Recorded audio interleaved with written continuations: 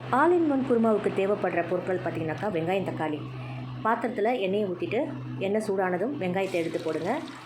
அது கூட பட்டை, லவங்க, கிராம்பம், ஏலக்காய், கல்பாசி, அப்புறம் சோம்பு எல்லாத்தையும் போட்டு நல்லா வதக்குங்க. வெங்காயத்தை விட தக்காளி குறைவாக தான் இருக்கணும். கொஞ்சம் மஞ்சப்பொடி, கொஞ்சமாக இஞ்சி பூண்டு பேஸ்ட் ரெண்டுத்தையும் போட்டு நல்லா பச்சை வாசனை போகிற அளவுக்கு வதக்குங்க. கையோடு கொஞ்சம் உப்பு சேர்த்துக்கிட்டிங்கனாக்கா இஞ்சி பூண்டு பேஸ்ட்டு சீக்கிரமாகவே வதங்கிடும். கையோட ஒரு 4 பச்சை மிளகாய் கீரி போடுங்க. ஒரு அரை ஸ்பூன் தனி மிளகாய் தூள் போடுங்க. இல்லை 1 ஸ்பூன் கூட போட்டுக்கலாம், உங்கள் காரத்துக்கு ஏற்ற மாதிரி. இப்போ நம்ம நறுக்கி வச்ச தக்காளியை அதோடு போட்டு நல்லா வதக்குங்க. தக்காளி நல்லா குழைய வேகணும், அதனால் அடுப்பை சிம்மில் வச்சுட்டு நல்லா பிரட்டி விடுங்க. இப்போ நல்லா குழவாக வெந்துருச்சு. இப்போ கையோடு நம்ம ஒரு 1 லிட்டர் அளவுக்கு நம்ம தண்ணி ஊற்றணும். இப்போது புதினா கொத்தமல்லி ஆப்ஷனல் தான், அப்படி இல்லைன்னா கருவேப்பிலை கூட போட்டுக்கலாம். இதை போட்டு நல்லா வதக்கிட்டு தண்ணியை சேர்த்து வச்சுருங்க. இது கொஞ்சம் நல்லா கொதிக்கட்டும். அதுக்குள்ளே இதுக்கு தேவையான தேங்காவை நம்ம அரைச்சிக்கலாம். இப்போது அரை மூடிக்கு கொஞ்சம் கம்மியாக இருக்கிற தேங்காய் மூடியை போட்டுக்கலாம். அதுக்குள்ளே கொஞ்சம் பொட்டுக்கடலை, முந்திரி பருப்பு இருந்தால் அதையும் சேர்த்துக்கலாம், அது ஆப்ஷனல் தான்.